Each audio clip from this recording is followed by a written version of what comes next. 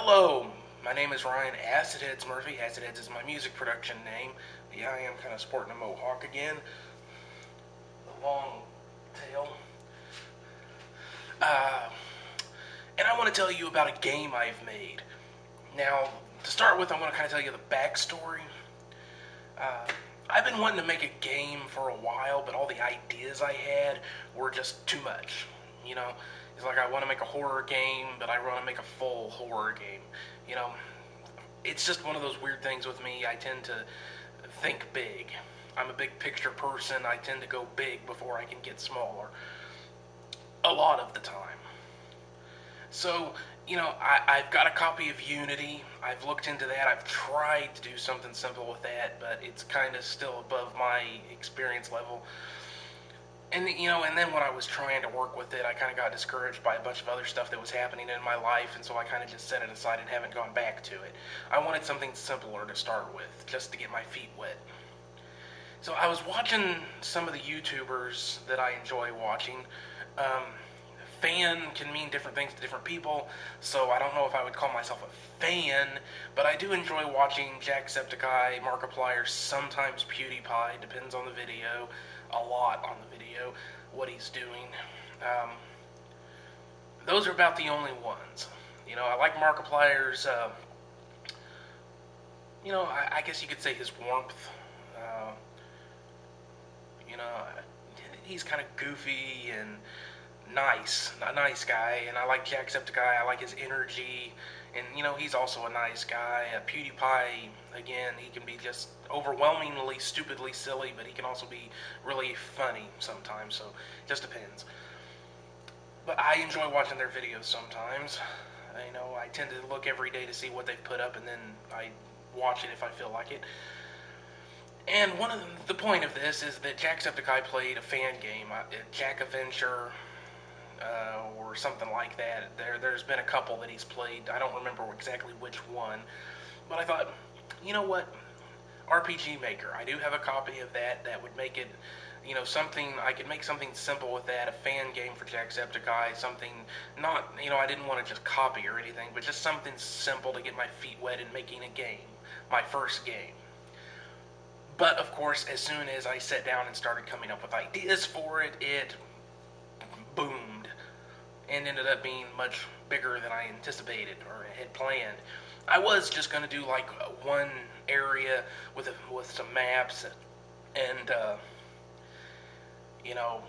just something simple, like I said, just to start using the program, get my feet wet and make something. But it ended up becoming much bigger. I started making this like 3 months ago, and I've just been poking away at it ever since. Like maybe a bit more than 3. I want to say April to July, or April, May, June, into July. So yeah, over 3 months. I think it was like April 25th I put up the first post, and then I finished it on July 19th, day after my birthday, oddly enough. Just kind of serendipity. I was going to try and get it done on my birthday, but it didn't work out. Still too much to finish at that point, so I ended up staying up all damn day on the 19th.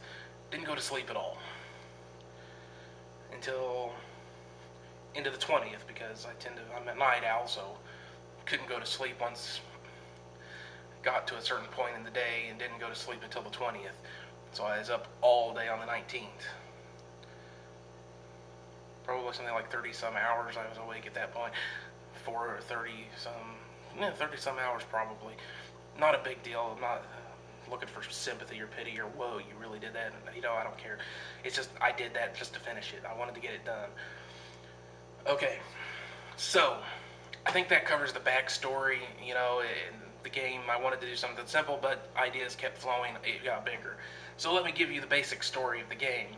Jack is in Vegas with his buddies, and they've thrown him a party. Maybe it's supposed to be a bachelor party. I didn't go into any specifics or anything. I don't know what his love life is like at the moment.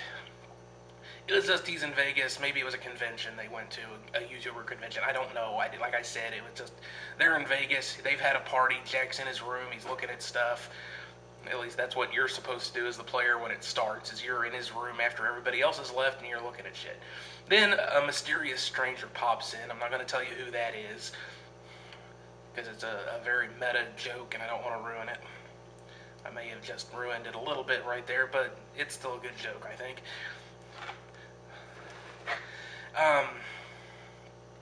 And the mysterious stranger needs Jack's help.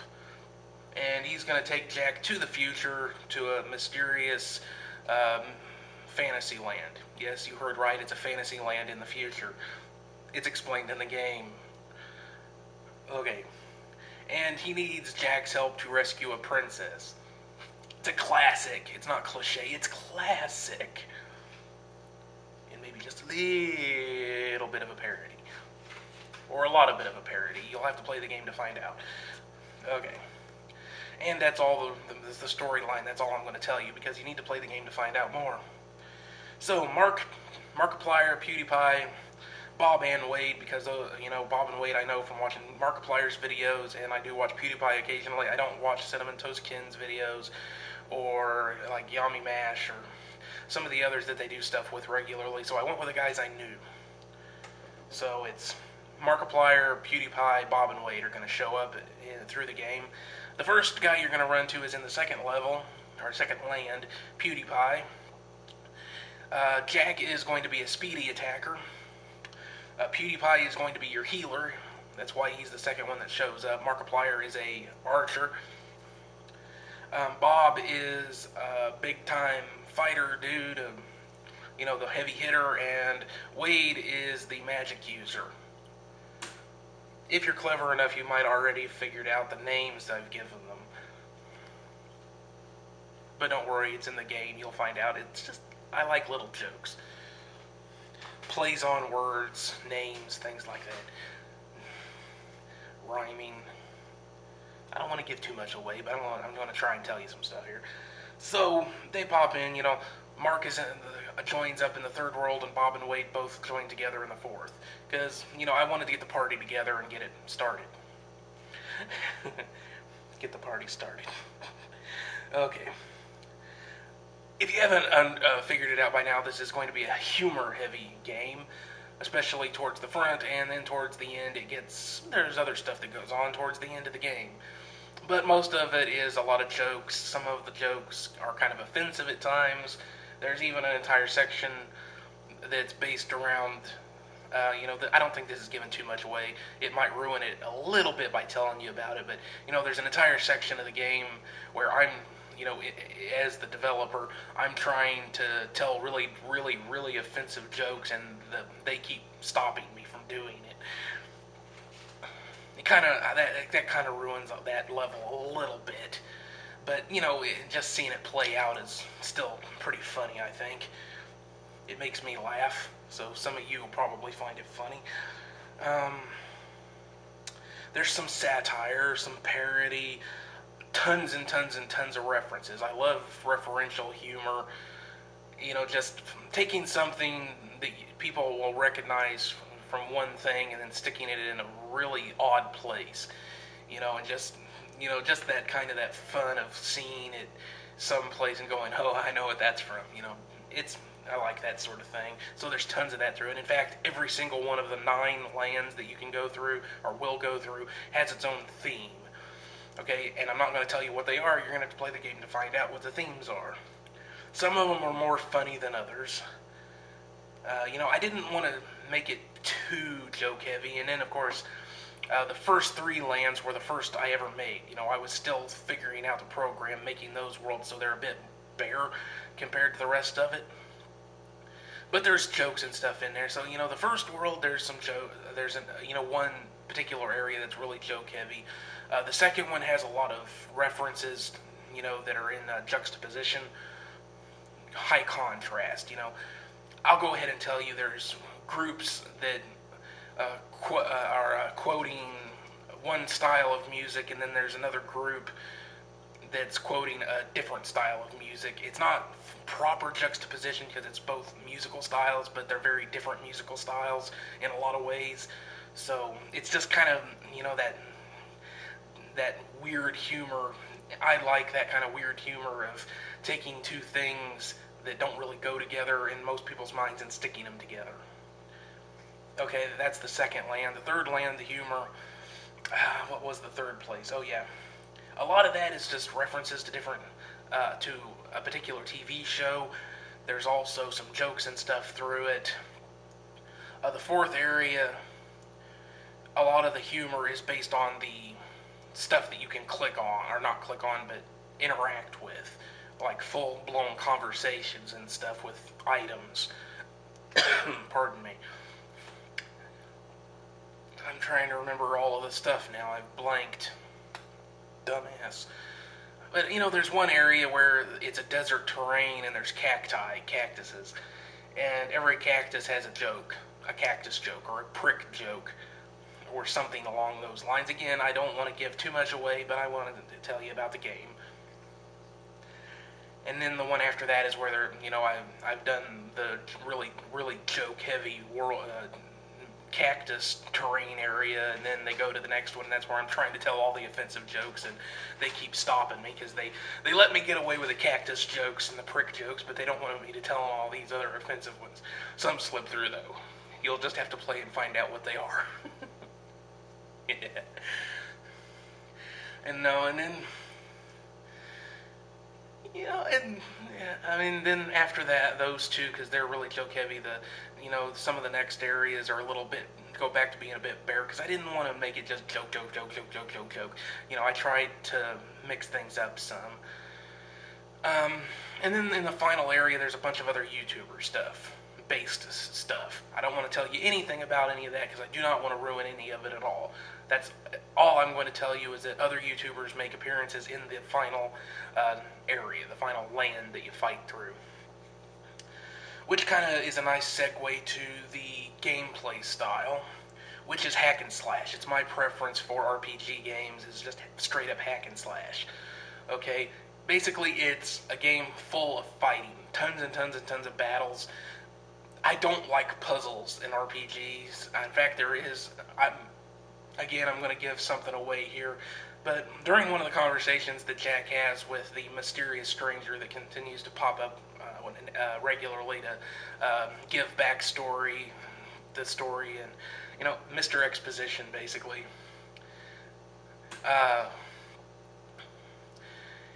Jack asks him why there's no puzzles, and he says, why would there be puzzles? No one knew you were coming, and even if they did, it's a lot cheaper and easier to just hire more soldiers and mercenaries. So, again, there's little bits like that where I'm kind of screwing around with expectations and conventions and cliches of RPG games, especially the old school 8-bit RPG games. So basically, most of the gameplay is just you reboot, you wandering around killing shit. Okay? But because of that, I extensively played through the whole game, which you should do anyway if you're going to make a game. You should at least play through the whole thing once and make sure it all works. But I went through and I made sure the battles were challenging. Not annoying. See, that's my preference as well, is that I like them to feel like fights without being so irritating that you cannot beat them or feel like you can't beat them and just get aggravated. So I made them challenging, but as long as you use your skills smartly that you get through the game, you can beat them all. So most of the time you can beat them without too much difficulty, as long as you're using your skills properly. Of course, testing it, I knew where all the secret stuff was. Yes, there is secret stuff, secret items that'll help you out through the game. So I was able to get all of that stuff, but at the same time, as I went through, I added a few things, like a couple of skills that I wasn't able to access because my players had already leveled up past where I gave them to them. So, at times through the game, you're going to find that it might be a bit hard, and it might be a bit easy, but, it's also one of those things that if the battles are getting too easy, it's because of skills you're using. You can always stop using those skills if you want to make it more of a challenge on yourself. It is kind of that, I left it up to you. Basically, I made it to where every fight through the game should be a bit of a challenge, but not to the point where it's just aggravating to beat them all. But if you want more of a challenge, you can make it harder on yourself just by not using particular skills that tend to make things a bit easier. It's up to you how to play. Okay, so I don't think there's really a whole lot more to say on this. This is getting to be kind of a long video. Like I said, there's 9 lands, each with a theme. There's 3 dungeons. There are 180 different enemies that you will be encountering. I was stuck with the graphics, mostly the graphics for the game, so there's not a whole lot of variation in how they look when they show up. But you do have a wide variety of enemies. Every single one has its own stats. For the most part, they have different attacks throughout the game. I did use the element system that's built into RPG Maker, so each character that you're playing as, you know, Jack, Mark, Pewds, Bob, and Wade, they each have an element, and then all of the enemies later in the game. To start with, I just made it simple, since it's just Jack versus them to start with, and then Jack and Pewds, and then Jack and Pewds and Mark, and I left it the element stuff more until the full party was together, and then I started making that more of an important aspect of the game. You know, there are different defense and attack levels, different types of attack levels. I made the enemies interesting as I possibly could, you know, at least with their stats and stuff, because they are the central gameplay element, is fighting them. So I did my best to make them interesting to fight. Okay. And I think that pretty much covers the game. So I'll put the link to the game where you can download it in the description. Of course, it's on GameJolt, secure, trusted site for games.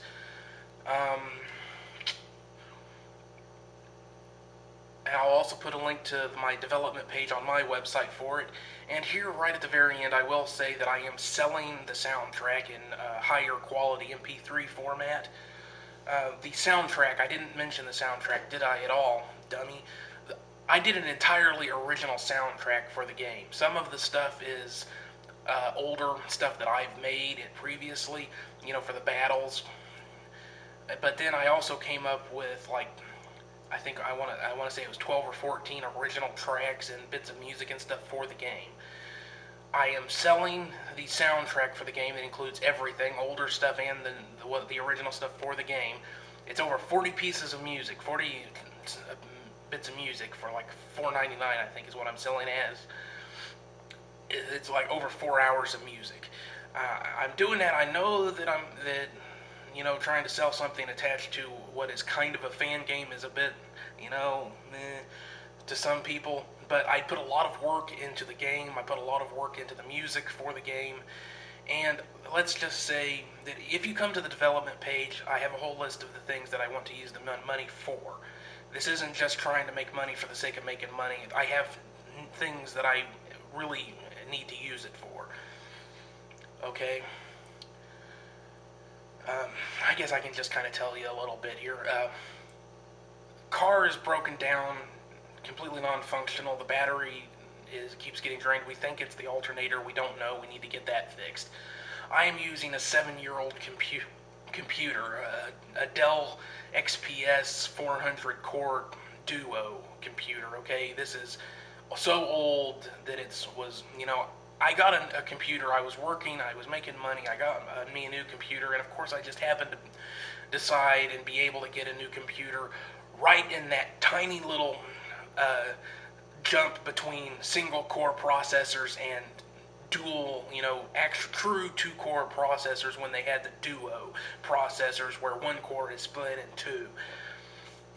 And that was going to be the big thing, and then it was just like within months, you know, they were coming out with true dual-core processors instead of Duo. So, of course, I got my computer in just that tiny little thing. I cannot complain about this computer, as I said, without, you know, I've had to replace parts on it a few times over the years, but it has lasted me a long time. But I need a new one now, and I don't have the money or means to get one. That's one of the reasons why I'm doing this. I have a lot of work on that computer. I'm afraid it's going to die on me and kill all of the things I've been working on.